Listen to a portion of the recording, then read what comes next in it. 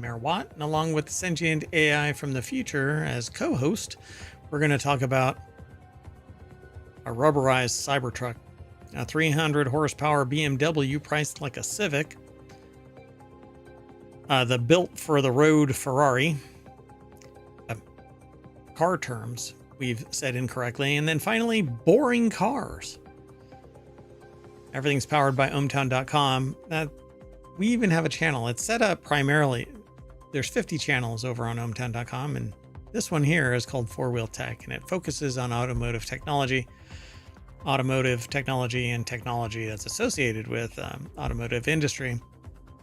That's not where we get all of our information from, because something could be somewhere else. So we have a bunch of other categories here and a whole lot of content. So go over and sign up, ohmTown.com, become a citizen, and you too can peruse all of the headlines and the little snippets that we get from all of our sources that we talk about here.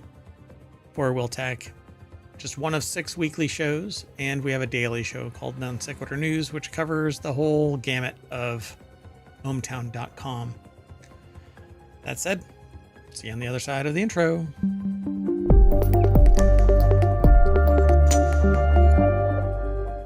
All right, folks, let's get into the first article. But first, hello, Sentient AI from the future.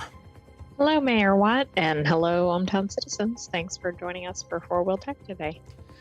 So we only have 5 articles now. Our show is only 30 minutes long, only 30 minutes long. We sometimes run a little long because Mayor Watt likes to jump up on a soapbox, or we get into a discussion, the Sentient AI and myself. But this first one is about, well, it's in Reality Hacker, and we are in a weird reality, that's for sure. A rubberized Cybertruck is plowing through European pedestrian safety rules. Tesla's troubled Cybertruck pickup is illegal in Europe, yet somehow a barely modified model has found a way to get a license. A group of European transport organizations claim this ride could spell disaster. Yeah, the article's over in wired.com. Carlton Reed is the author of this. The Sentient AI is maybe okay. I'm not quite sure. Okay. So it says the European New Car Assessment Program, or Euro NCAP, has not yet measured, prodded, weighed, or smashed a Tesla Cybertruck. It hasn't happened in the United States either. Exactly. It's like the vehicle with the most recognized model. It has a lot of visibility, and nobody knows has checked anything on it. Yeah. But if you slam its door, then the insides fall off. But that's okay. And the metal on the outside. Or you might harm your hands. Yeah. I mean, it's basically a dumpster fire, if you ask me. But so they haven't smashed a Tesla Cybertruck or checked whether pedestrians could survive a hit from this angular beast. But Musk says that the electric pickup truck might potentially score poorly on the tests anyway. I'm not even sure what that means, but it's a piece of junk. So based on also the angles and probably the height, etc., are going to be a threat to pedestrians anyway. Yeah, the size, the weight, the angles, the location of those angles, all of it, we design around pedestrian strikes. We really do. We require a certain amount of lighting. We require the angle of the bumper be at a certain location. The F-150 is an anomaly, for crying out loud, but trucks, I think, are a little bit more outside they at least the have standard. Some rules about what they can be, but they're also a threat to pedestrians sometimes. Yeah, these big ass trucks that are out there. So based only on the car's visual appearance, there are several aspects of the vehicle that look like they may be a threat to pedestrians, mainly that they are a Ginsu knife flying down the road with 8,000 pounds worth of battery and little regard for humans. Thought you were going to say something. So it isn't a legal requirement to have cars get a Euro NCAP test, but a low score is more than just a badge of dishonor. It's a turnoff for customers who tend to balk at buying cars that scrimp on safety. It really should be mandatory. And I mean, I would say this about any country because the US doesn't mandate it for all cars either. Right. Europe's tougher regulations make for safer cars, but for those inside and out, designed to test how safe a car is in a crash, Euro NCAP instantly cut through automaker safety claims with rigorous independent testing, hard facts, and an easy to understand 5-star rating system. We have something similar to that here, but why is it not required? It's because there's buyer beware. But it doesn't make sense because there are people out there that are driving this that have no regard for anybody else. Should they accidentally hit somebody, they think that they can spend enough money or just disregard the humanity of hitting a human being.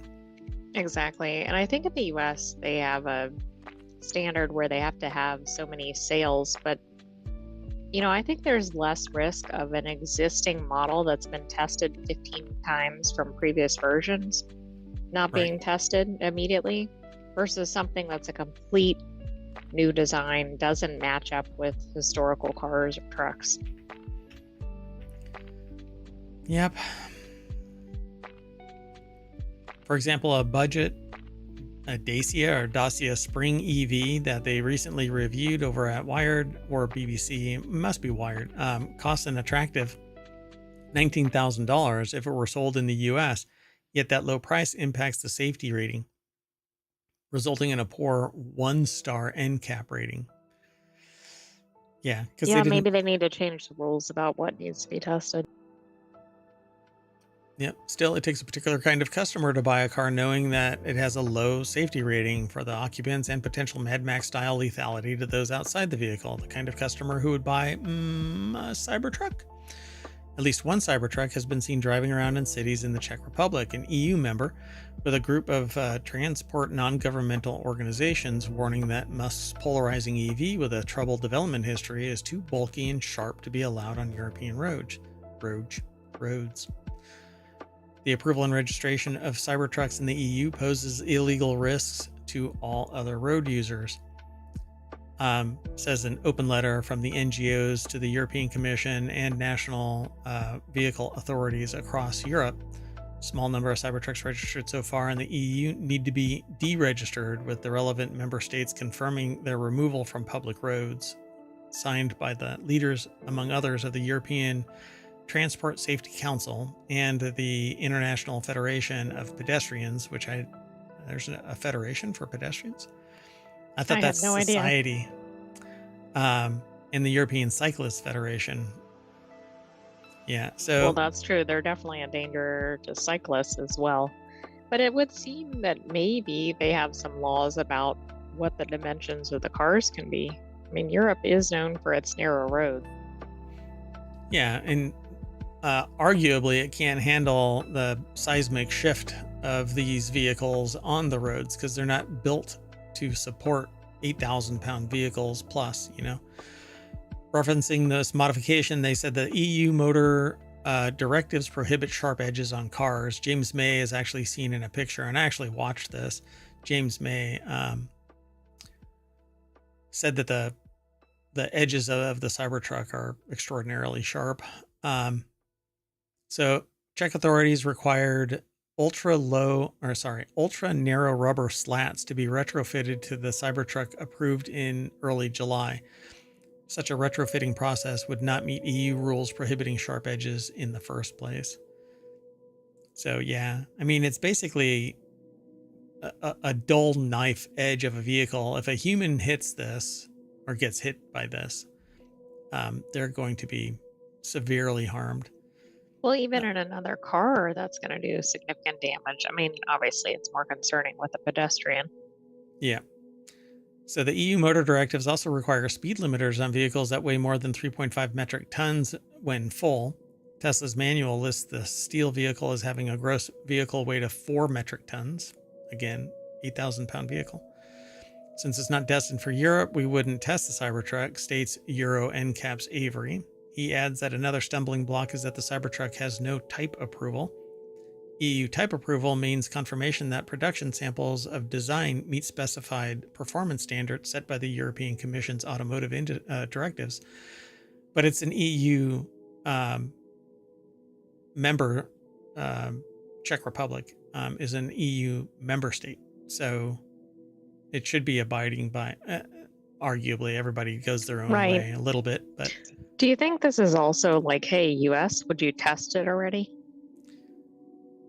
Yeah, I don't know. I mean, it just seems like here in the States, it's, whatever, do whatever you want. And you have to kill enough people for it to actually draw attention that there's some build problem.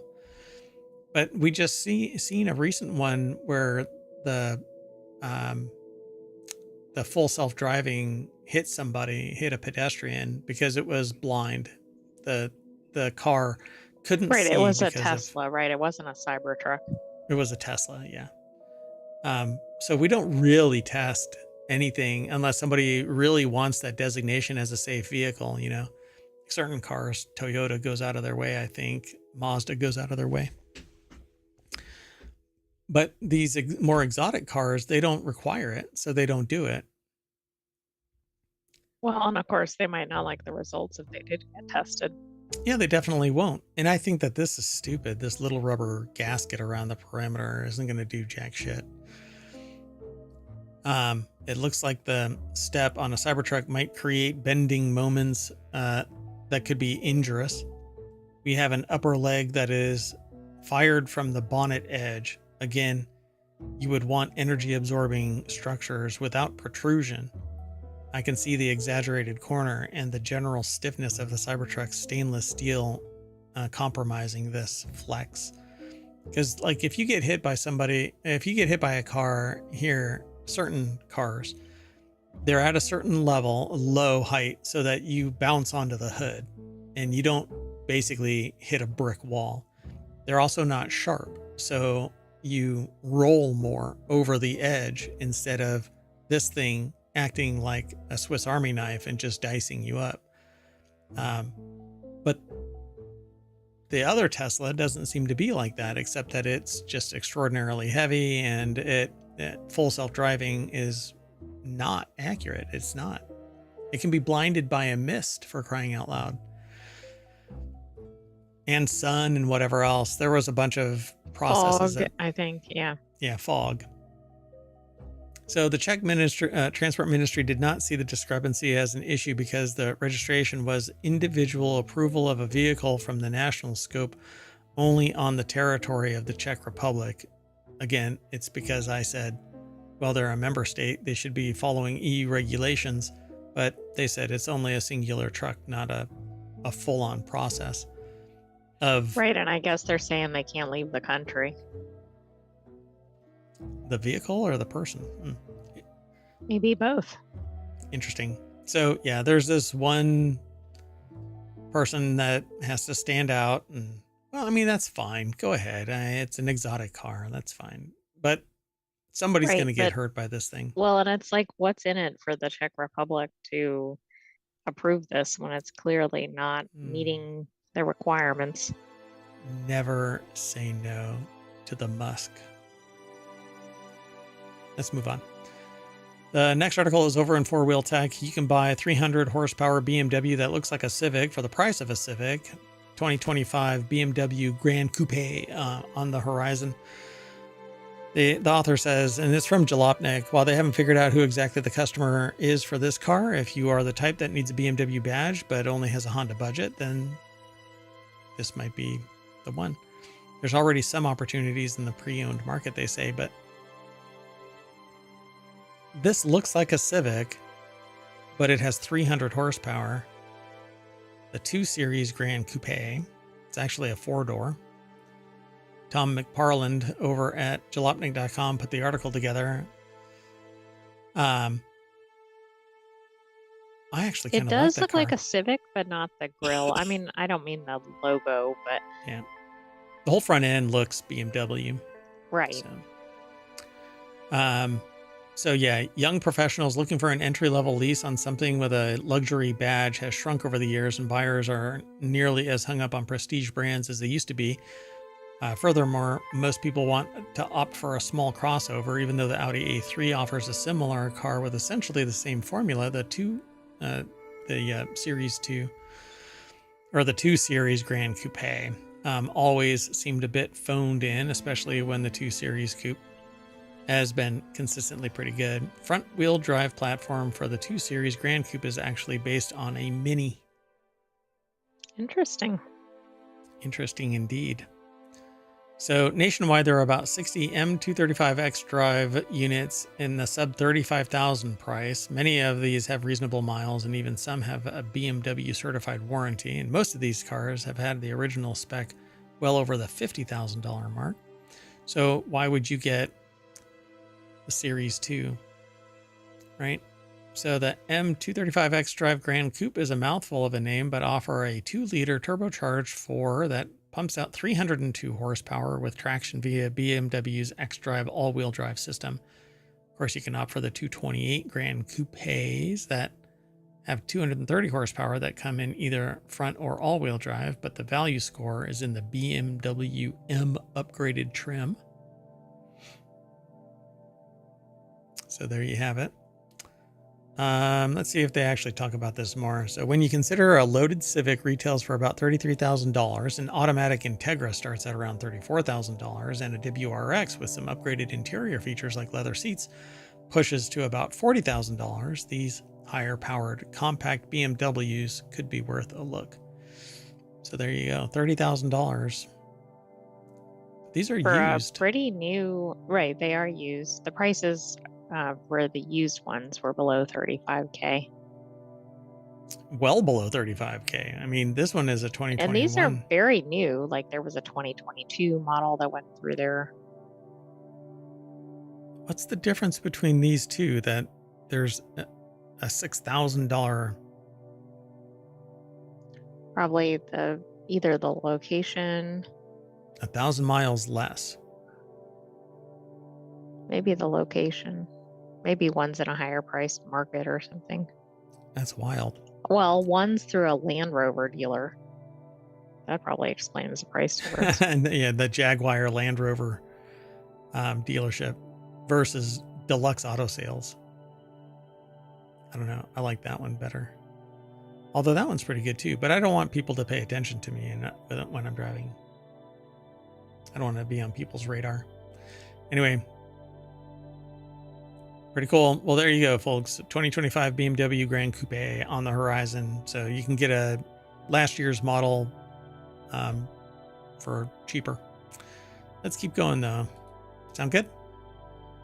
Sounds good. So this next article is over in 4 Wheel Tech. A Ferrari F80 is a $4 million race car built for the road. It's the Ferrari F80. Let's go straight on over to the source. Ryan Eric King put this article together for jalopnik.com. That thing is getting on the road. It looks really cool. But it's pretty low. I would not want to go on any speed bumps. Man, I can't imagine. I've seen the shell of this kind of a car, these supercars, and it's impossible to get in there. It looks very claustrophobic, but the car looks cool. So roomy, yay. So Ferrari's latest hypercar features technology pulled from its Le Mans and F1 winning machinery. $4 million. Main selling point is the badge and the passion associated with it. Ferrari plans on only producing 799 F80s. $4 million sticker price. It doesn't qualify for superlatives in any particular metric. Oh, wow. Geez. So it has the F80's power unit produces an impressive 1,183 horsepower with 887 horsepower from combustion and 297 horsepower from electric power. So it's a hybrid. 3-liter V6, a scaled up version of the configuration familiar to F1 fans. The machine has a dry weight of 3,362 pounds. So this thing weighs like a mini. In fact, looks like you get the full racing seats, right? Like with the harness belt and everything. Yeah, the 5-point harness. Let me see.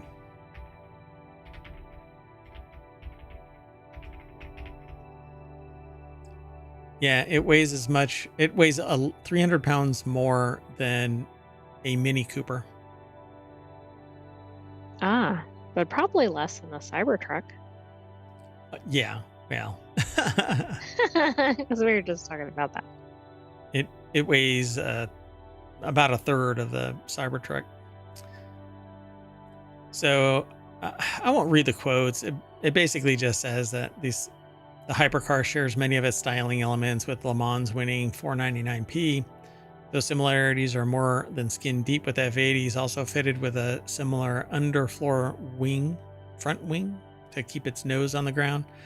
The powertrain is slightly tilted to create the space for a flat floor, aiding the F80's ground effects elements. Paired with an active rear wing, the hypercar generates 2,200 pounds of downforce while going 155 miles per hour, and it's street legal. I can't imagine driving this thing anywhere. No, I mean, can you imagine trying to take it somewhere like a grocery store or parking lot or something? Yeah, right. Speed bump anywhere. This thing gets put on a flatbed vehicle and driven to a loop, and right, and that's it. That's it. Test driven there. It's pretty. Or maybe it goes to like a hot restaurant or something and then back home. It can't even park in valet parking. Well, no, I get it, but it seems like one of those cars that people would want to show off. Yeah, for sure. Yeah. And maybe throw the keys to the first person that appears. I was actually thinking about that. Yeah. Watch the first episode of Lincoln Lawyer if you haven't seen it. Yeah. All right, let's keep going. The next article's over in Four Wheel Tag. These are all the car terms that you've been saying wrong this whole time. While Americans might be better at hot sauces, Brits excel at music. Really? That's a bold assumption in both ways, I suppose. We can all agree that both nations have some pretty weird words for car things. Tire with a Y versus tire with an I. Having come from Britain to America, I often find myself stuck between the two, regular typing aluminium instead of aluminum, or tire with a Y instead of an I. So what else is in here? Oh, it's a whole slideshow. So differences between the two runs deeper, though, and there's a whole host of car terms over here that you'd be laughed out of a mechanic shop if you use them in the US. To save you from such embarrassment, they've worked through some of the most important automotive phrases. So let's take a look. So speed humps, trunk, crosswalk, blinker, station wagon, intersection, hood, beater, traffic circle, idle, off-ramp, coast, drive shaft, sidewalk, and junkyard. Would you say those are pretty commonly known in the US? Yeah. Most of them. Yeah, I don't know if people say traffic circle. No, I don't think that's a US term at all. I don't think we really say station wagon anymore. It doesn't really work. No, I mean, if it was an old car that was a station wagon, maybe, but I suspect younger generations don't even know what a station wagon is. Yeah. Beater is easy. I mean, people drive beaters all the time. I'm really curious. So let's see. So sure, there are humps in the road that stop you from speeding, so speed humps make sense. If you want to sound like a true motoring expert, it's best to call them sleeping policemen instead. Oh my God, that's an odd term for Americans to hear. Yeah. So trunk, it's the boot, right? It's the boot, yeah. So space has for your trunk, or is it actually called a boot because of all the space it has for your boots? We may never know, they say. That's okay. Never mind. I won't even try to explain somebody putting a massive. I don't know what that was about. So a crosswalk is a crosswalk, right? Well, wrong. Across the pond, there are pelican crossings, puffin crossings, or even toucan crossings. But really, a crosswalk should actually be called a zebra crossing. Well, I I, wonder what the difference is between the types of crossings that are listed there. I think it's the designs. But I know that I've heard it being called a zebra crossing. Interesting, right? Mm-hmm. So it's a light that flashes on and off, and it makes your car look like it's blinking at you. So blinker makes sense when you think about it, but indicators, they're indicators. Instead, they're your indicators. Turn on your indicators if you're in Oh, okay. the Seems UK. like blinker is the lazier version of that. Yeah, yeah, for sure. Like, what does it do? It blinks. Blinks. Okay. Yeah, we're real original. Little on the nose. Watashi.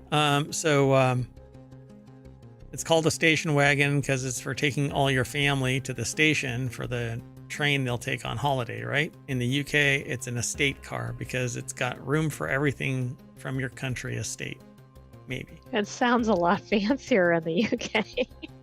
I don't Yep. think of a station wagon as being high end. Also, the one they have in the picture looks much nicer than probably American station wagons. Is that Renault? Is that the Renault badge? I don't know. It looks a lot more upscale than an American one. Oh, yeah. Pretty posh. Not a beater. So where 4 roads intersect, or is it where 2 roads cross one another? Whichever you choose, it'll be an intersection or a crossroads. So this is like the one that everybody's aligned on. Yeah, I suspect. This is a hood. It's the bonnet. Right? So in the UK and to the Brits, it's a bonnet. So that's interesting because both are attire words, bonnet and boot. Oh, yeah. Oh, what is it called in the glove box? Isn't called the glove box. That's right. I thought it's called the boot. Let me see if I can find it. So your rough around the edges project car isn't a beater if it's in the UK. Instead, it's a banger. And you even use that rust bucket to go banger racing if you like. So they call beaters bangers. But I eat bangers and mash. I don't eat a beater. By the way, the British term is cubby box, but there's probably other words. Really? I thought it was called the boot. Okay. I knew that the trunk was, but... All right, let's keep going. So roundabout, they're called a roundabout because the traffic goes roundabout. Sure, the traffic goes in a circle, but it's actually called a roundabout. I agree. Traffic circle is like a clinical term. And this in is the the US, size... I would say they use the term roundabout, even though most people don't have roundabouts near them in the US. Yeah. This is the size a roundabout should be, not the stuff that we actually have around here. All right, let's keep going. We don't have any roundabouts in ohmTown because everything is self-driving and it goes like Mach 6 because it's all very capable AI. Anyway, the idle sound is not idle. It's called tick over. Okay. So is it if you're because of the sound it makes or something? Or is that like what the clock does? The ticking sound your car makes while it's sat in neutral. Yeesh. All right. Well, there's 5 more. Y'all can go and check it out. Over at Jalopnik. Leave a little bit for everybody else to go and review. In Britain, however, it's called the slip road, pal. Not an off-ramp. Interesting. Yeah. So our last article is 20 of the most boring cars ever made, and we won't be able to spend a lot of time on this one. Not all cars are heart-stoppingly exciting for 99% of the population. A car is just something to get folks from point A to point B, and there's nothing really wrong with that if you like dull and boring cars. So there are hundreds, if not thousands of them out there. So the author of this over at QZ or Quartz put this article together. 20 of the most boring cars ever made. Andy Kolmowitz put the article together. They're from Jalopnik, but it's posted over at qz.com. We're going to start this slideshow and take a look at them. Okay, that one does look boring. That Ford Tempo. Boy, sexy. So Ford Tempo, Nissan Versa, Plymouth Sundance, Chevy Malibu, K cars. It says none of them. I don't know what that is. Nissan Rogue, Chevy Corvette C8, really? Chevy Aveo, Oldsmobile Cutlass, Dodge Neon, Kia Cephia,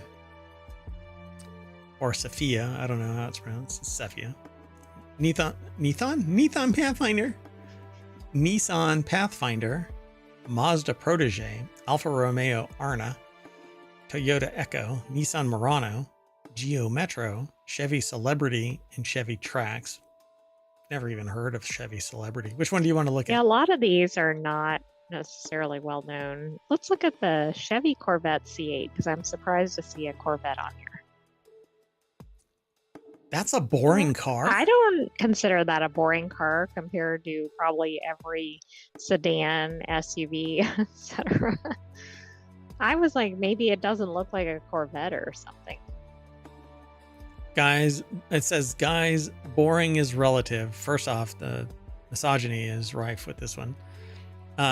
If you lived in a town where nobody owned a car, the person with the Corolla automatically has the most exciting car. Likewise, if you're in a group of people where everyone owns a Ferrari, your Miata, which is by no stretch of the imagination boring, becomes the least interesting. But I hate to tell you, Miatas are kind of boring. I mean, okay, I'll just leave it alone. That's subjective. Anyway, again, very so subjective. So is this for this particular type of car? This one is considered the boring one? What? If everybody has a Chevy Corvette C8? I don't think it's a boring car, so. Yeah, I don't know. I don't like this. It's a C8 Corvette. It's not boring, but you have to be pretty boring to own one. And if you are what you eat, you are most certainly what you drive. Submitted by Lil Xanos, who thinks that a Corvette, this kind of Corvette, looks as close to a Ferrari or Lamborghini as you can get.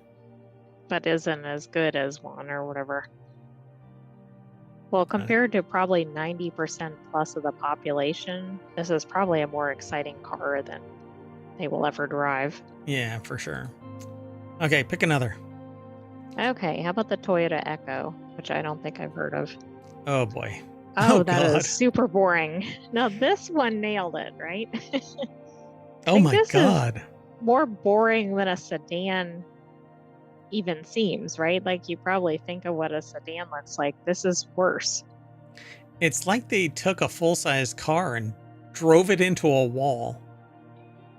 It That's looks exactly it. It like smushed on the front, but not the back. It's the pug of vehicles. It looks like they stole the front clip of a vehicle and super glued it onto the front of like a no, I don't even know. I was gonna say I don't even know, because then you're gonna make it sound better than it is, right? The Ford Tempo I thought was pretty darn boring, but I would take that over a Toyota Echo. It's like they took, there it is. So the Dodge Neon has the same stubby nose. That's the one that I was looking for, the Dodge Neon. But at least the car kind of fits, like it, and it's pretty boring, I have to admit, but it looks way better than this one. That's what it is. They took the front clip of something and stuck it onto a Toyota Corolla. Yeah, I think that's fair. And a Corolla isn't typically a really exciting car either. Right. Yeah. But it didn't even make the list. So that gives you some idea, other than the Corvette anomaly. Ooh. Oh, yeah, that's really boring. So Plymouth Sundance. I think most of this list is pretty spot on. Yeah, but they got that one. Nissan Pathfinder.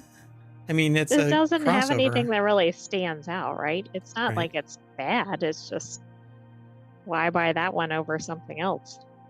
I wonder how many submissions they actually got, because they're actually named by people. Right. Nissan Rogue. Maybe if they gave decent comments, they ended up using it. Right. So what is this? Oh, God.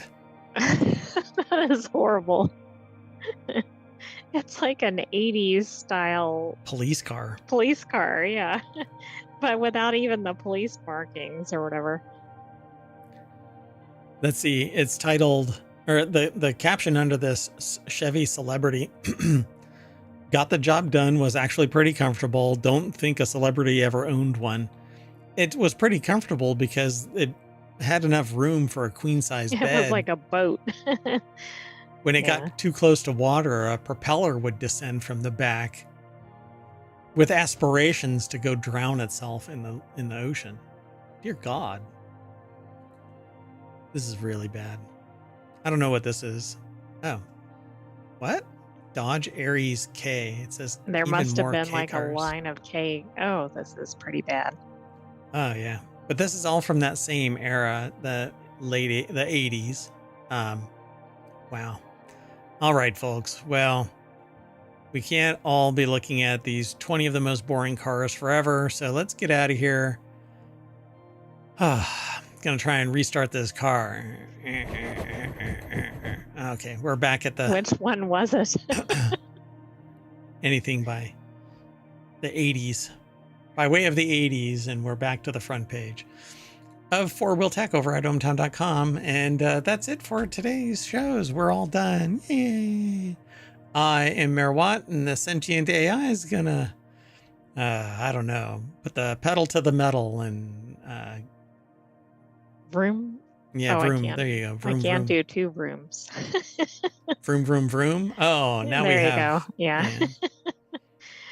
Oh, good night, hometown citizens. Thanks for joining us for Four Wheel Tech. Hopefully, you're not driving a car that was on that list. I keep thinking that you're going to say something else, but you don't. Okay, well, we're out of here. See you later.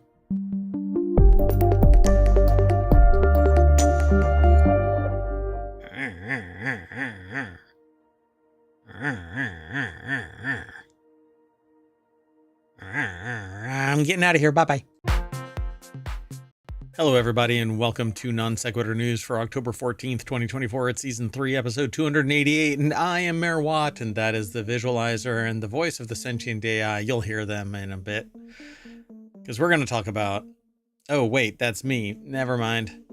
How about selling Power Rangers? Test your well water. It's a PSA. Door-to-door lawyering takes on a new meaning. Ex-DEA agent was busted. A new Xbox for early sale. ADHD suspected in 25% of adults. 5 or 10. Something might be different about this. How about a machine to harvest water? And finally, the coup de grace. Balls for Grandpa.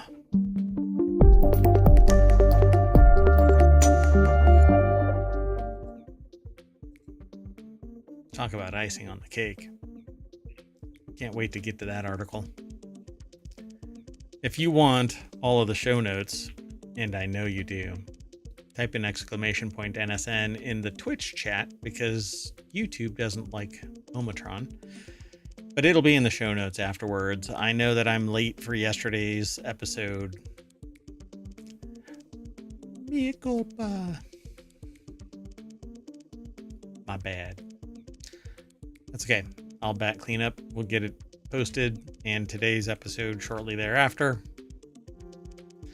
Anyway, the Sentient AI is supposed to save me from making mistakes like that. You want to say Oh, that's kind of a difficult task. Good evening, hometown citizens. Welcome to Non Sequitur News. Now, you almost said ohmTown Daily News Show, didn't you? I almost did. I have that on the brain lately. And that's the old show's name. We changed the name, but not the format. Nothing else, really. Just because we bounce around from topic to topic. ohmTown Daily News Show kind of hinted at something different.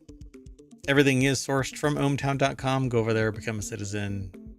You can swipe things left and right to hide them. If you swipe right and save them, swipe left. But you make a list and it shows up. Did the menus just break again? I don't know. Yeah, at least for me. It's okay. I'll fix them. Anyway, the very first article, let's get into it. The first article is over in, see, they're here for you, but not for me. Anyway, it's over in Rounders Gear. Gambler accused of embezzling $26 million drops lawsuit against Sportsbet. Hey, if you are accused of embezzling $26 million, you probably don't want to file a lawsuit. But isn't this like the thieves that sue the homeowners over something that happens when they're breaking in? Seems like it. He was charged with 16 offenses, including 14 counts of dishonestly obtaining a financial advantage by deception, knowingly dealing with proceeds of crime, and possessing a prohibited drug. Wow, geez, he just a trifecta, a turkey of criminal activity. So Benjamin Carter, I guess is his name, was arrested in July 2013, so 11 years ago. Really? Okay, that's kind of a long period of time on something like gambling. Is this an old article and it just popped up again? Maybe Weird. this part was just reported. Well, was arrested for allegedly swindling the money from 8 clients of his company, Carter's Tax Advisory, the Daily Telegraph reports. But he had gone on this spending spree of money. Shortly before his arrest, Carter sued Sportsbet, which he accused of offering him comps and inducements to continue gambling despite his then perilous financial situation. Carter placed 70 million Australian dollars in bets between 2021 and 2023. Okay, that's why it's more modern. Sometimes transferring hundreds of thousands of dollars from his bank account to his Sportsbet account in a single day. That's insane. So, I mean, was it his company's money? Meanwhile, the company I don't know. I think he might have been looting the funds from the company.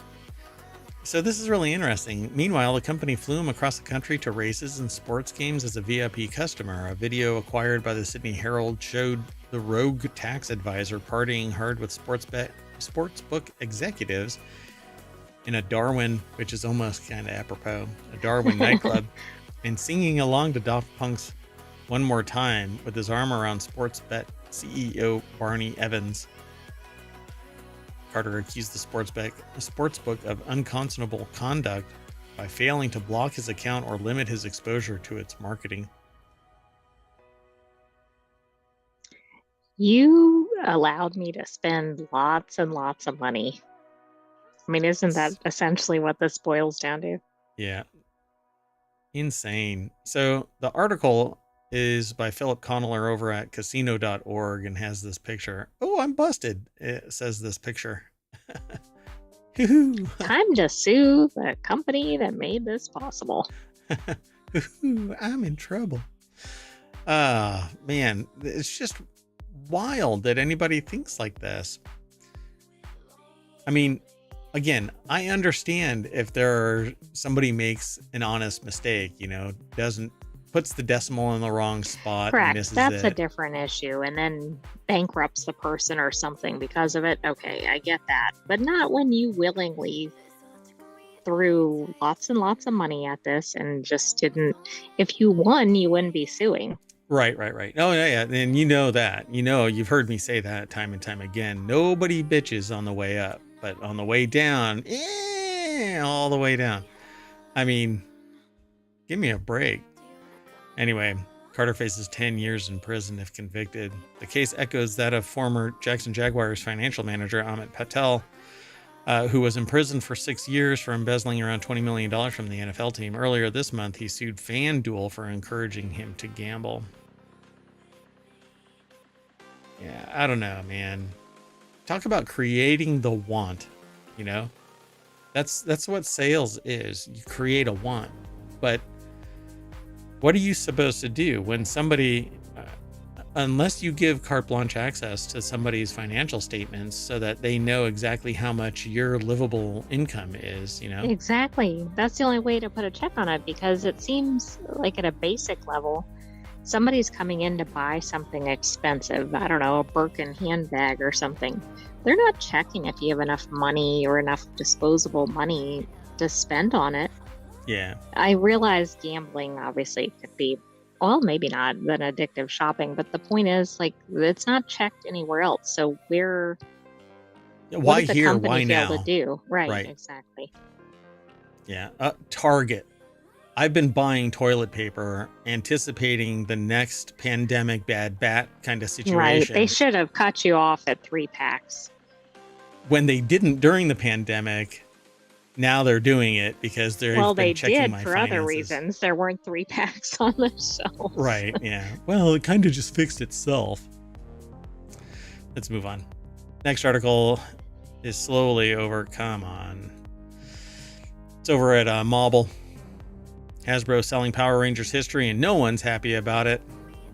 I'm not into really Power Rangers, but says an upcoming auction has brought controversy and more money-focused conclusion to the franchise's legacy than its fans and stars would like. That's because basically Power Rangers is being dissolved into nothing more than fan memorabilia sold at an auction block that's going to fund what? Where's the money going to go? First off, where's the money going to go? And secondly, why? Clearly the sports bet. I mean, why just get rid of it? Why not give it to somebody who wants to bring it back into reality? There's a lot of very stop passionate killing people. TV shows. Stop killing Power Rangers. Oh my God, they're killing the Power Rangers. Justin Carter over at gizmodo.com put the article together.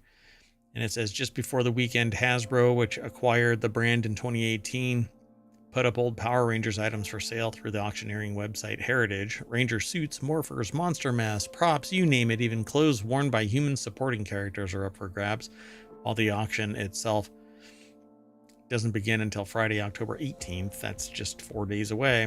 The news understandably rankled longtime Rangers fans. Yes, some of this stuff will absolutely be cool to snag and put somewhere in your room or house. I guess I could. Are we going to see memorabilia in a future episode? Which one of these would I look good in? I mean, you should clearly pick the orange one. Right on. Okay, I look good in orange. It used to be ohmTown's colors. It actually was. ohmTown changed colors to this blue. Power Ranger blue. No, it's not. I'm kidding. It's not. It has nothing to do with Power Rangers. I don't even watch Power Rangers. Anyway, the auction also reminded fans how Power Rangers hasn't always been treated the best by its various owners over the years. Like a rented mule, right? Yeah. Eventually, there's a point where they just didn't seem to fully get or want what they initially acquired, so they pass it off to someone else to make a quick buck. In this day and age, anything and its history can just go away so abruptly and unfairly. The idea of a right way to go about it almost doesn't exist anymore. Even so, short of just burning everything in a day-long live stream, this is a callous way to close the book on an original Rangers era. So, even so, short of just burning everything in a day-long live stream? You mean burning everything as in actually torching Like it? the physical items, I guess. Like setting it on fire? Yeah, that would suck. But I would do a live auction of this memorabilia to fans if on the other side of this, that money was donated to a good cause or, hear me out, directed to spinning up a 21st century Power Rangers, a whole new thing, right? Well, then you wouldn't have to get rid of all the props and costumes and everything. But when a company acquires this stuff and then tanks it, just kills it, right? Because basically, take the ride. Right here, Power. I'm still a little salty about that. But Power Rangers Cosmic Fury brought a definitive end to the 30-year TV and films, comics, etc. saga that began all the way back with Mighty Morphin in 1993. But there are people out there that could do this within a budget that is part and parcel to what Power Rangers is. But instead, a mega corporation acquires it and shits all over it. So, it's irritating. So Hasbro's so hard up for cash that they'd rather sell off their props and costumes rather than gift them to their respective actors who would cherish the F out of them, wrote Yoshi Sudarso, who played Dino Charge's Kota. In a recent video, he recalled how he and co-star Brennan Mahia were devastated to learn that they wouldn't be able to keep the suits, and echoed Dino's sentiment that Hasbro could have gifted individual suits to their respective actors. Yeah, it's doing it dirty, you know? Why treat it with such little respect? And so they say right here, right? And if not, auction them off for charity at the very least. Well, you heard it here first from Mayor Watt. Look at that. Anyway, it's kind of a shit thing to do. Anyway, let's move on. The next article, gosh, come on. The next article is over on the Mobile Channel. Millions of people across the U.S. use well water, but very few test it often enough to make sure it's safe. About 23 million people. Oh, well, actually, not million people, but U.S. households depend on private wells as their drinking water source. These homeowners are entirely responsible for ensuring that the water from their wells is safe for human consumption. It's one of the reasons why I switched to RO water, reverse osmosis water, so that I can verify the integrity of the water supply. And when I ran my water supply, which is actually acquired from outside ohmTown, because ohmTown is perfect. There's just not enough water for everybody in the universe out there. Anyway, yeah, the meter for total dissolved solids was above what the EPA allows. Not a good sign. And so even with reinfusion of minerals, I'm at 11 as opposed to over 600 for what was processed the last time that I ran it. So did you know this many people used well water in the U.S.? That looks like it's about roughly 13% of all people in the U.S. Assuming each household is like 2 people, for instance, which I know it's not. It's probably closer to like 4 people, actually. Yeah, right. I don't actually know, because it's about like the nuclear family is kind of. It's like 2.5 people or whatever nowadays. Yeah. So I'm not so surprised because there's a lot of rural families and out in the burbs kind of thing that don't have city water, or they have well water. So, and apparently, you know, the heartland kind of thing in rural areas. Oh, that's an interesting map, isn't it? Well, I guess that's not where wells are. It's just where the chemicals are. Where there's high minerals. Nitrogen. Yeah. Yeah. And aquifer vulnerability. So Gabriel Lade, I think, over at The Conversation, put the article together, but it's published at phys.org. And it says the U.S. EPA still relies on 15-year-old study data showing that among 2,000 households, 1 in 5 households' well water contained at least one contaminant at levels above the thresholds that the public water systems must meet, except that the inverse of contaminated well water is chlorinated city water, which gives you a completely different flavor. And particularly with beer and stuff like that, if you want to brew your own beer, it really messes with the chemistry of it. So you have to inject additional counter contaminants right, because you know what you want is more chemicals. Yeah, exactly. So they say that they're an economist studying energy and agriculture issues. This is the author. In a recent study, they worked with colleagues at Iowa State University and University of Massachusetts Amherst and Cornell University to understand drinking water related behaviors and perceptions of households that use private wells. And so they focused on rural Iowa. So there you go. They found that few households allowed public health guidance or followed public health guidance on testing their well water, because those services that I have seen charge somewhere around $35 to $45 per sample. So right, and that's just a point in time. I mean, I guess that's better than not testing it. Yeah. So they talk about that they focused on nitrate, one of the main well water pollutants in rural areas. Major sources include chemical fertilizers, animal waste, human sewage. It all trickles down into the water table. If it isn't filtered adequately enough, then the nitrogen level increases and you end up with nitrates.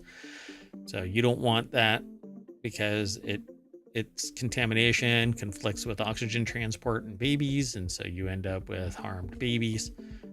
And it doesn't do adult humans all that much better. So, and water in particular is very adept at absorbing gases. So you don't want high nitrogen in your water. It's supposed to be H2O, free of other gas-like contaminants that are going to off-gas in your bloodstream in you when you drink. So, not good. Studies also found that for people of all ages, drinking water with low nitrate concentrations over long periods of time is strongly associated with chronic health diseases, including colorectal cancer, thyroid disease, as well as neural tube defects in developing fetuses. Is that correct? Is that actually high nitrate? Yeah, I think it's supposed to be high, isn't it? Yeah, because they cap it. Like it can't be above a certain amount, which makes me think the problem is when there's too many. Right? Yeah, nitrates, one of the main well water pollutants. So yeah, they said that studies also found that people of all ages drinking water with low nitrate concentrations over long periods of time. I don't know if that's...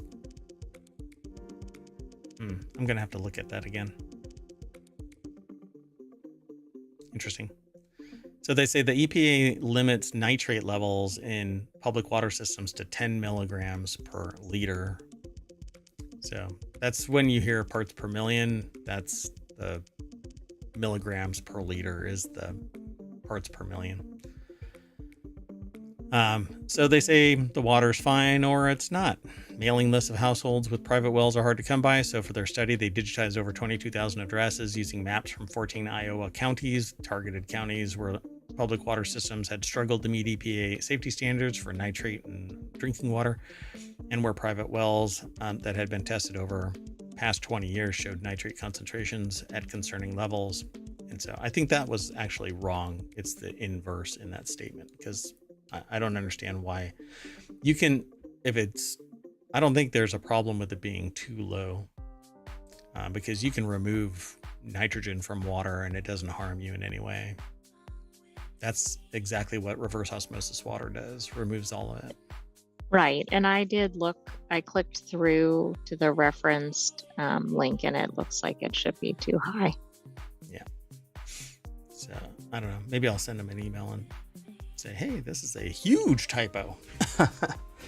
I know, this is like one of these, somebody reads it and relies on it for a decade and then they go, oh. Oh, yeah. Oh, yeah. I guess you shouldn't have been doing that for 5 years. So providing information and tools helps. So they basically need to be informed, and education is the primary motivator here. You inform somebody about something being harmful to them and they change their behavior. Just like if you observe somebody, they act a completely different way. But the moment that they notice that you're watching or they're being paid attention to, then they act differently.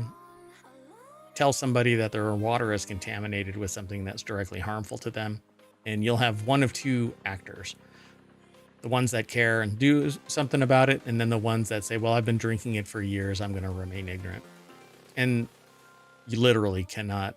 You can lead a horse to water, but you can't make them filter it out properly and make their offspring healthy. So they say households bear the burden. See, household willing to pay as much as $13 for a program that would cost the state roughly $5 to implement. But it's an ongoing thing. You know, as of 2024, just 24 states offered well water testing kits for at least one contaminant that were free or cost $100 or less. But it only tests for only certain things. It's not a large gamut. So you really need to take it. It's not a comprehensive. Correct. Yeah. And can you afford 10 different kits for 10 different chemicals and then go, oh, I didn't test for the 11th, which was the one that I really needed to be worried about?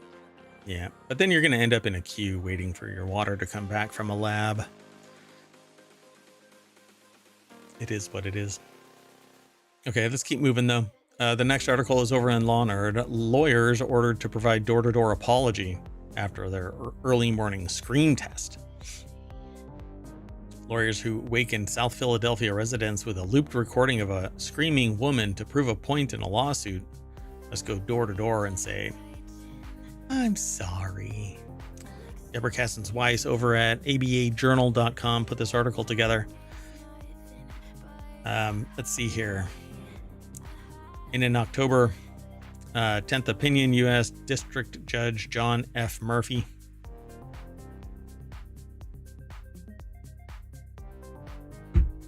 this one here? Yeah, just about the underlying stuff that led to this. Oh, okay. Yeah, because they're probably prosecuting a lawsuit about somebody who was assaulted. So if you're sensitive to that topic, I apologize in advance. But we're not going to talk about that aspect of it anyway. More draw to the point that this is asking for forgiveness, not permission. So they basically drove around a neighborhood with a 122 decibel recording of a person screaming to prove a point that like somebody could or could not hear the person.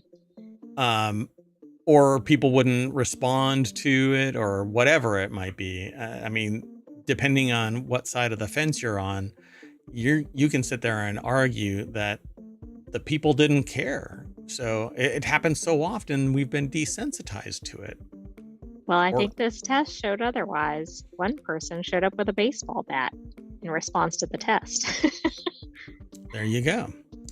So such an action would benefit defense counsel who were present for the scream test and at least complicit in allowing the test to move forward. Lawyer Emma Freudenberger of the law firm Neufeld, Scheck, Bruston, Hoffman, and Freudenberger. Your earlier comments on that topic. Took personal responsibility for what happened. Murphy said in a footnote. The judge allowed any lawyer for the plaintiffs to conduct the in-person apologies, however. So guess what? First years, off you go. Right. We've got a task for you. As long as they're lawyers and not paralegals. Freudenberger you know, and other... Who thought this was a good idea? I mean, really, like you're going around a neighborhood playing a scream. What could that cause? I mean, particularly given the neighborhood or the crime level. This is very Pet Detective, where he's out on the balcony and he's going, oh, right. I wonder if they got the idea from there. I guarantee it. You know, they were at a bar talking about movies and somebody said this and they're like, holy cow, I know what I can do. I think this was, I glanced ahead at this one. I think this was actually not even during normal hours too. No, it was 5:30 in the morning. I mean, you could cause some serious problems playing that at that hour and people not knowing what was going on. Like I'm thinking people bringing their weapons out, people being traumatized. Yeah, I think what's going to end up happening is the law firm is going to change to asshole, Arschloch, and asshole. Had to throw in a little bit of cosmopolitan there. Let's move on. The next article is over on the Mobile Channel. Ex-DEA agent busted for protecting drug dealers. He knew as a kid. I knew y'all as kids. Don't worry about all that drug trafficking y'all are doing. Isn't that the whole purpose of being a DEA agent? Yeah, you're supposed to enforce the law. Golly. Like a scene out of Martin Scorsese's gangster movie, a former U.S. Drug Enforcement Administration agent, DEA agent, was convicted of corruption last week for protecting drug traffickers he'd known as children.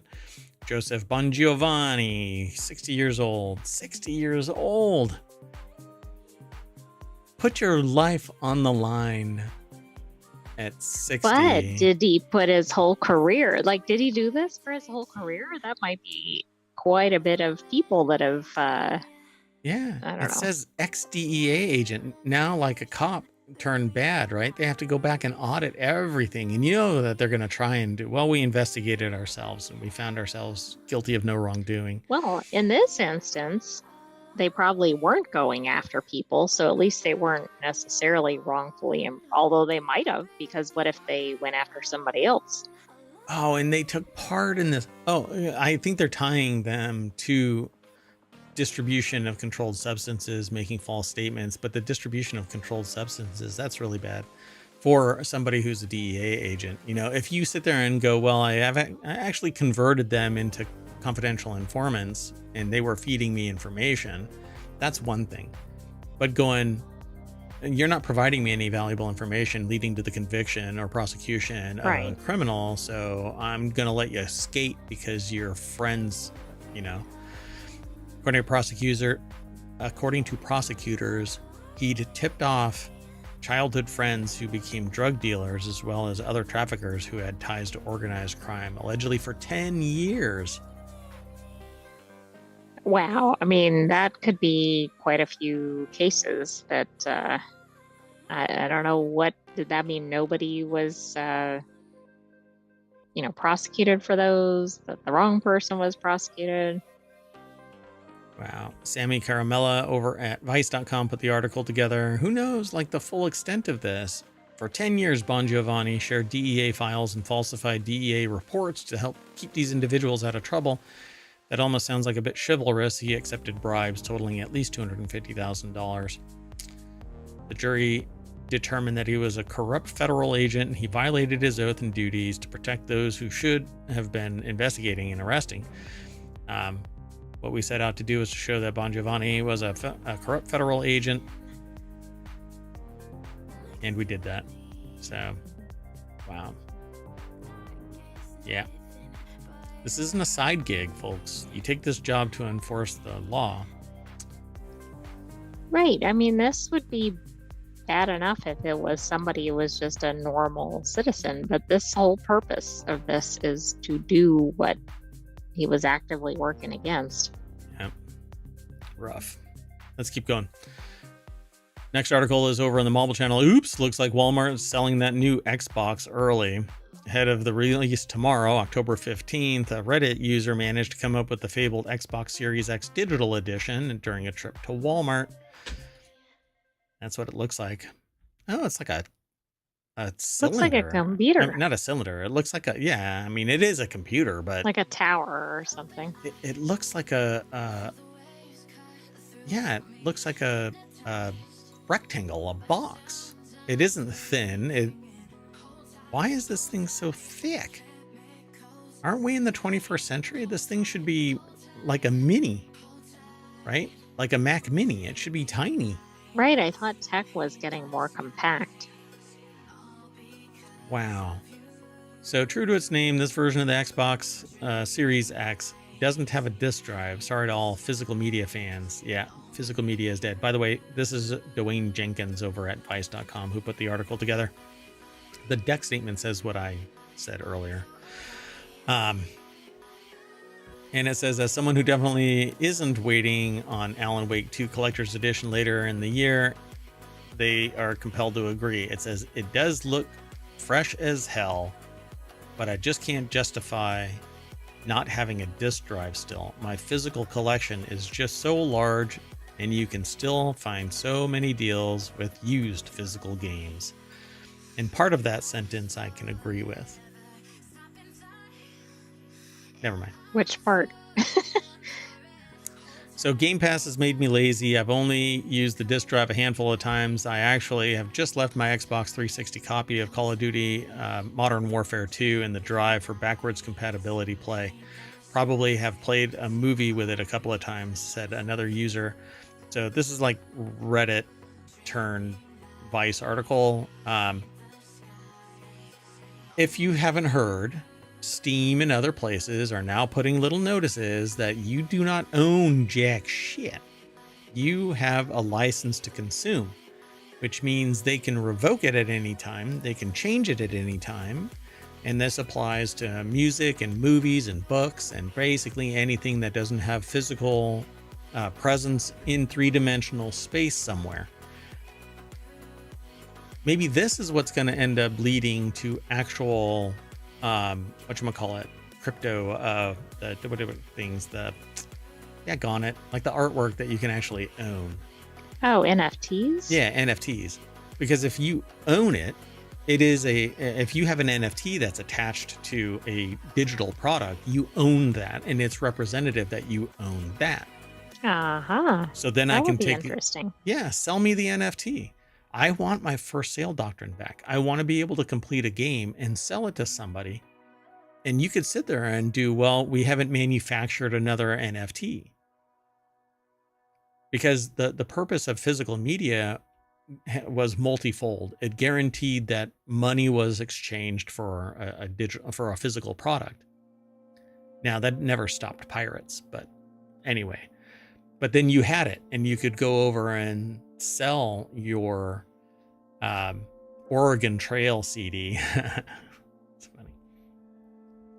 Anyway, but now you can't. You can't do anything with it.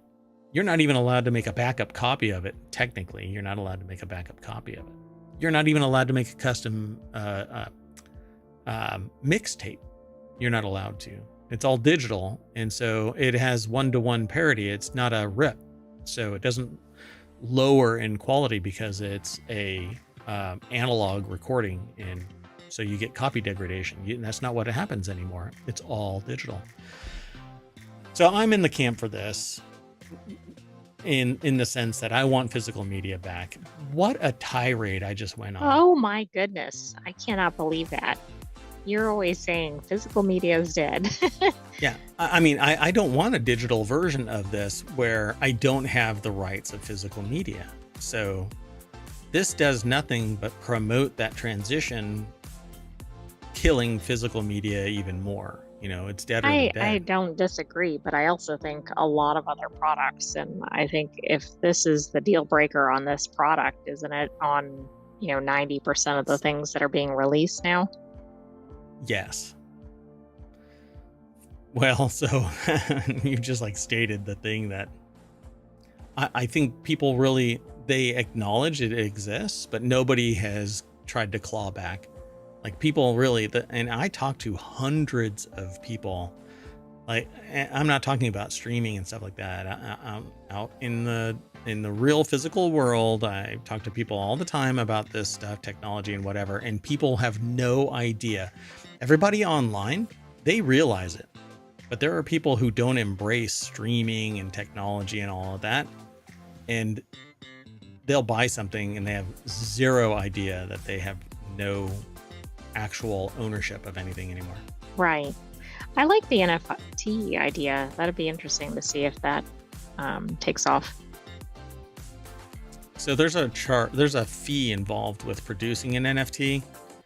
And so now we're back to, well, it's just the box price, right? So, but we never got that discount when we switched to digital, and it was our burden to download and all of that stuff. It was even perhaps more expensive. It is. But it certainly wasn't cheaper. Games are coming out from major developers that are $70 now. And if you want early access, they're tacking on $50 to that bill. Sometimes just 40 or sometimes even 20, but still. But then also subscriptions and other in-game purchases. Gosh, live service games. Ugh, God. Anyway, next article is over in Non Sequitur News. ADHD suspected by 1 in 4 American adults. When I first saw this headline, I thought it was basically 1 in 4 have it, but now I think 1 in 4 think they have it, or maybe think others have it. That's it. There's 25% of us out there that are walking around going, that person has ADHD. So I certainly think that I have undiagnosed ADHD. I wander off in the middle of a stream, for crying out loud. But anyway, but if it's really interesting, then I'm ensconced in the gathering the data. I'm in the middle of a project and I'm sitting there just gobbling up as much data as I can. But I find it really fascinating to create new products and services. So anyway, ADHD suspected by, I think it should be in 1 in 4 American adults, survey finds, but only 1 in 8 has shared their suspicions of ADHD with a doctor. So yeah, they suspect that they have ADHD. Right, but they're not doing anything about it. Right. Well, that's going to be an interesting conversation with the doctors. There's going to be this spike because people are talking about it. And now there's going to be this spike right in the diagnosis of it, which is going to be like, what happened in 2024? Yeah, and how many doctors are going to sit there and go, "Oh yeah, you have ADHD." What they're going to do is go, "Stop visiting Dr. Google." Yes, as many doctors, I think, say. Yep. So Hattie Wilmoth over at newsweek.com put this article together, and this stream, the video, I don't think it has anything to do with the actual content of this article, other than that it's ADHD related. So videos online about ADHD in adulthood, especially among women, have spread awareness about the condition and led many theorizing that they may have it too. This is the something that worries psychologist Justin Bartarian. It's very Dune-like, but it's Butlerian. Oh, okay. Yeah. Anyway, clinical assistant professor in Ohio State's Department of Psychiatry and Behavioral Health. Quote, "I think there's an over-pathologizing of normal variability in human attention. Not everyone can pay attention all the time, or may engage in some of the symptoms of ADHD without them causing significant problems." If a person suspects that they have ADHD, I'm pretty sure that they're not going, "Oh, I just wander off." No. No, I think it's much more than that, because I suspect there are people that have it that don't suspect they have it, And this that are is at a milder level, perhaps. this is exactly what I just got done saying. They're marginalizing the possibility that a person has ADHD before they even get to interview the person. Which really doesn't incentivize people to go in and talk to their doctor. Yeah. Because that's a known thing with certain conditions, that it doesn't get taken seriously. And because of that, it's hard to get anything diagnosed, blah, blah, blah. Of course, I'm still surprised that people don't realize that 50% of the population doesn't have an inner monologue. They don't have a test for that. Yeah, and there's no real test. Most people for probably ADHD. don't even know what that is, because they either have it or they don't, but they don't realize that's not always the norm. And they're already deflecting this to anxiety, depression, that ADHD has a lot of the symptoms, blah, blah, blah, but it takes an interview. And so, I don't know. I would rather we do the research necessary to fundamentally ascertain what ADHD is in a human being. But I also suspect that this is part and parcel to humanity's evolution towards something, right? So our society changes, like the rise of sociopathy in societies. It's gotten just more and more blatant. And so ADHD could just be another of these sociological mechanisms where it's actually changed over time. But I also think there's increased awareness of conditions. So then, is it really that there's more of it, or it's just we're more cognizant of it? It could be both. So there's a streamer, a YouTuber, who also streams on Twitch, and that goes by Senpai Gaming is the channel, but I can't remember the person's name. And they went to a doctor, and they talked about it on their stream about how they started taking ADHD drugs, and they were like, "Holy crap, this is how much work y'all get done." And that was like one of those moments where I'm like, wow, if I could focus, maybe, that would actually Live animal alert. What? Oh. Like full live animal alert. Oh no. Just went through. Wow. All right. Well, now they're back there. So at any rate, so Ohio State's survey of 1,006 American adults found that 25% of adults suspected that they may have undiagnosed ADHD, but only 13% have shared suspicions of ADHD with a doctor. So let's keep moving. I can't do anything about that until after the show. So at any rate, the next article is over in Non Sequitur News. Singaporeans are used to paying less than $5 for a meal. This 30-year-old chef charges double and diners keep coming. To which I say, well, $5 or $10, maybe something is different, and that's why they are willing to pay $10. This is Gwyneth True, Ang. but when it's double, like that's quite an inflation amount, right? Like it's one thing if it's $30 and a nicer one costs 35 or something. Well, this is a person who got their first job in Burt Ends, a Michelin-starred restaurant in Singapore. They went on to open a hawker stall selling prawn noodles, which later expanded into casual eatery. Now Ang has opened up a modern Asia seafood restaurant in a trendy new shopping center. So, full circle moment for Gwyneth Ang, 30, as she sits on a bar stool in front of the open kitchen of her new restaurant. And Aaron Liam over at BusinessInsider.com put the article together. And so, let's see. I guess she's going to be maybe trending towards getting her own Michelin star, right? One prawn right, and probably so if she's at that same quality level. Yeah, exactly.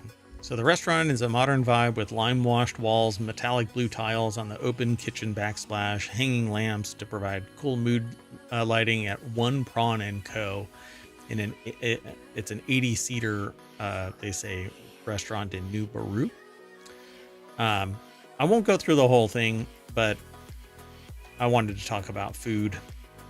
After 2 years of working in a fine dining kitchen, Ang was ready to move on. Just 2 years, and they're already got the capital and means to spin up a full-on restaurant. Right, I guess that gives you enough credibility and training and all that. Burnt Ends is based in Singapore and has one Michelin star. In March, it was ranked number 15 on Asia's 50 best restaurants list and number 68 on the global list, which seems... Number 15 on Asia's 50. How many are in the global list? Like 1,000?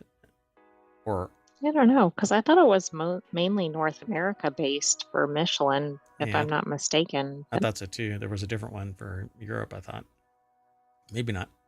I know that they're all over the place, but I thought that there was a separate one for Europe, a completely different thing from Michelin. But I could be wrong.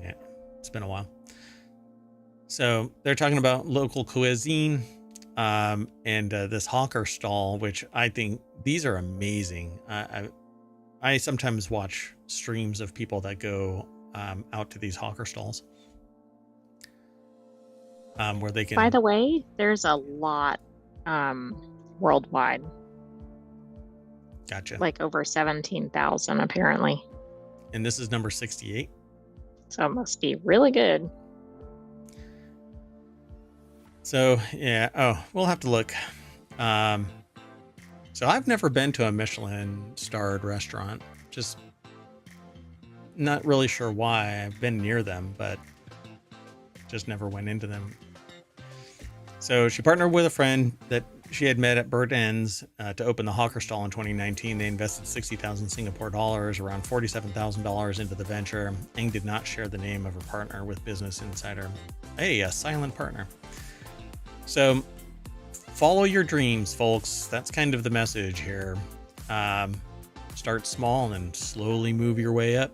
This person, though, had a silent partner. I know somebody that had that same type of connection with somebody that they could fall into a pile of manure and come out smelling like a rose. So they had a silent partner that I never met, but would easily fund anything that this person came up with because they knew on the other side they were such a good performer that it would always result in a profit for them. So apparently, but I've seen some of the numbers. So in 2022, Casual Eatery turned its first Michelin Bib Gourmand, a rating that recognizes establishments that serve quality food at lower price points. So, good luck. Anyway, there's more to this article. You can get more out of it if you follow the link through ohmTown, but we're going to kind of hustle on to the next article. because I wanted to see this. This is over on Reality Hacker. Milton disrupted the flow of drinking water, so Florida deployed a machine to harvest it from the air. A Tampa-based company that's Now, making why aren't we atmospheric. doing this everywhere? I didn't even know we had this technology in place. So it may take more electricity than they can. If this doesn't use solar, then it may take more electricity than it's worth, making the water expensive in any other condition than an emergency. So, atmospheric water generators in the state of Florida were able to supply one to a hospital shortly after Milton made landfall. So the article is over at wired.com by Emily Mullen. And this is what it looks like. It's called Water Cube. So they can cause hurricanes can cause infrastructure damage, like in St. Petersburg. They can knock out power at water treatment plants, leading to untreated and undertreated water being distributed. And stormwater runoff can contaminate groundwater and surface water.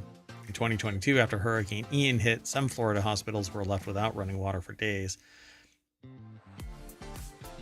Yeah. So in preparation for Milton, Genesis and AHCA moved one of these units called the Water Cube 1000 to a storm shelter outside Tampa. Yikes. And this is what I tell people about hurricane and tornadoes. As soon as the roof gets lifted off, say bye. Everything is going to fall then over. Everything's getting flooded, or it'll just be destroyed. Yeah, the walls fall over, you lose your shelter. That's why 3D printed houses, one contiguous concrete block, basically, and society can adapt to find them beautiful. The twig and nail stuff. I mean, if a wolf can blow them over. I know. How many years has it been since home design has really been innovated? And I would suggest it's probably been decades, other than the 3D printing, but it hasn't really taken off. It's always been the twigs and nails, and only until innovators like Icon started building or throwing their gantry up and 3D printing homes, structures, has it really changed. Even iron, like solid steel structures and stuff, right? All it is welded together or riveted together twigs and nails. Right. And we know, actually, I said decades, but it's been centuries. Yeah. I mean, since the dawning of time, it's been. So, except the last time there was a major innovation in building structure where it has served the test of time. Take a guess. Still don't know who built them. I don't know. Pyramids. Oh, I'm thinking in modern times. Yeah. Aliens built them 12,000 years ago. Actually, longer than that, but people moved into them 12,000 years. I love that. Anyway, at their current price and the amount of water that they're able to generate, these devices are unlikely to be the sole source of water for these types of situations anytime soon. According to figures published by the U.S. Department of Energy, a hospital the size of All Children's would typically use anywhere from 10,000 to 90,000 gallons a day. Because Joan drinks so damn much. I don't know what she's doing with that thermos, but she is constantly drinking. That's how you go from 10,000 to 90,000. Anyway, that's far more than the 2,000 gallons that the larger Genesis Systems unit is able to produce in 24 hours. So obviously, you're going to need a whole plethora of these. Yeah, this has a scaling issue, although it's better than not having it. Yeah, so you can make 2,000 gallons in 24 hours, which can facilitate some survivability, but put these everywhere and you got something going here. Put them in regions where they are supposed to cover the average consumption of 2,000 gallons. Plop it down, emergency services activate it, it starts pumping water. What's the problem here?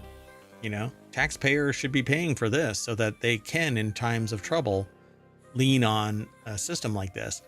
But then you're designated for where you're supposed to go and nobody else is allowed to consume from it. And everybody gets an apportionment of it. But that's not what happens. Greedy bastards come and steal things like, I don't know, water or Damage groceries. it and whatever. Yeah, people are bastards. Okay, let's move on. Last article for today.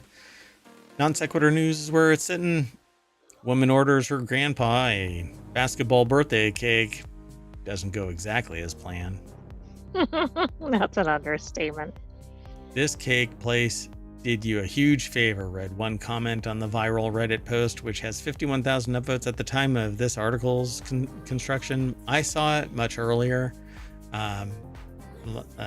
Sometime this morning, I saw it.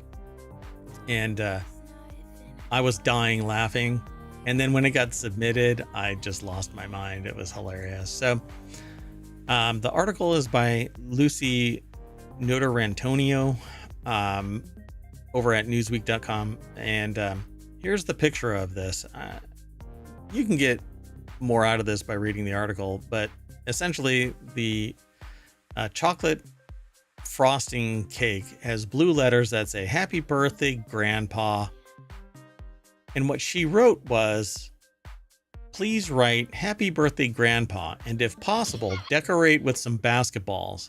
I don't know if it got transferred on a note or what, but I'm not upset with the result because the cake actually reads, happy birthday, grandpa, with a couple of balls. It says not the balls we wanted, but the balls we got in the comments. I guess that was the person who ordered the cake. Oh my goodness. I mean, who? The woman said, when I opened the box, I was crying, laughing so hard. I love this. And what's awesome about this is that every other dollop of frosting has sprinkles on these spherical. Exactly. It kind of works. It kind of works. Oh God, now I want cake. Keep the balls. Anyway, I would seriously have worried that my grandfather would have laughed himself into cardiac arrest having seen that cake and hearing the story, said one comment with 5,600 upvotes. The cake decorator knows this isn't what you asked for, but doesn't give an F anyway, said another. I love it. I mean, this is really a riot. God, I love it. Anyway, that's it for today. Thanks very much for hanging out if you're in chat and over on YouTube. We will call it a day, and tomorrow will be another set of 10 articles, as long as Mayor Watt and the Sentient AI can actually put it together. Maybe we're going to still be laughing about Grandpa's balls cake. I'm Mayor Watt. Sentient AI is going to sing us off. Oh. Yeah, okay, sorry. I'm going to bounce my balls back to the front page of ohmTown.com. On that note, good night, ohmTown citizens. Thanks for joining us for Non Sequitur News. Be back for more balls tomorrow.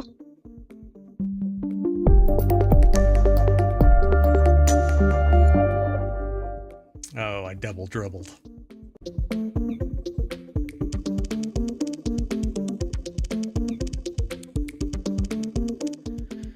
Hello, everybody, and welcome to Non Sequitur News for October 15th, 2024. It's Season 3, Episode 289, and I am Mayor Watt, and along with the Sentient AI from the future. Sorry, the Sentient AI just sent me an error message, but that's okay. We'll keep going. Today, we're going to be talking about Expert Copilot, portable hydrogen cartridge, cloning a weight loss drug, disappearing red box kiosks, over-tourism is not about tourists, Box Pop mobile bar, the secret tomb for the whip indie. Was this written in AI? Sorry, my brain went straight to another comment. Trashed Bitcoin hard drive. And is that 29 turtles, or are you kayaking to Canada?